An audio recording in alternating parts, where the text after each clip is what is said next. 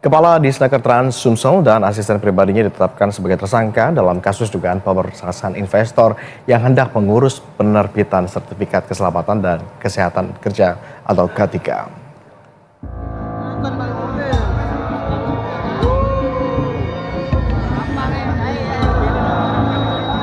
Usai terjaring operasi tangkap tangan dan diperiksa secara intensif selama 24 jam oleh tim penyidik pidana khusus Kejari Palembang, Kepala Dinas Tenaga Kerja dan Transmigrasi Sumsel Deliar Marzuki beserta asisten pribadinya Alex ditetapkan sebagai tersangka. Berdasarkan alat bukti dan keterangan saksi, keduanya dijerat dengan dugaan pemerasan investor atau perusahaan yang hendak mengurus penerbitan sertifikat keselamatan dan kesehatan kerja atau K3. Modus yang dilakukan tersangka yaitu menakuti perusahaan dengan layak atau tidak layaknya penerbitan sertifikat K3 melalui perusahaan yang sudah ditunjuk oleh tersangka.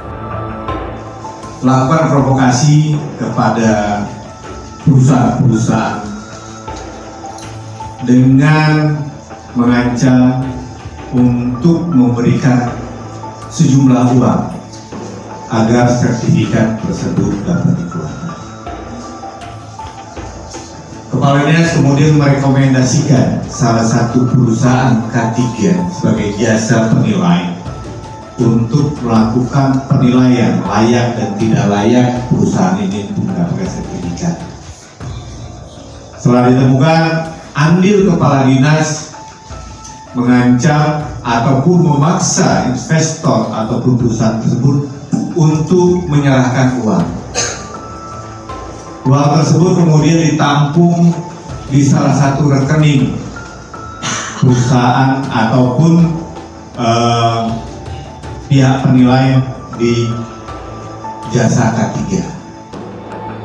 Barang bukti yang berhasil disita berupa uang tunai sebesar 39 juta rupiah, emas mulia seberat 125 gram, STNK dan BPKB 2 motor serta satu mobil dengan total keseluruhan sebesar 285.600.000 rupiah. Selanjutnya, kedua tersangka ditahan di Rutan Pakjo Palembang selama 20 hari ke depan agar tidak melarikan diri dan menghilangkan barang bukti. Andika Pratama, Berita 1, Palembang, Sumatera Selatan.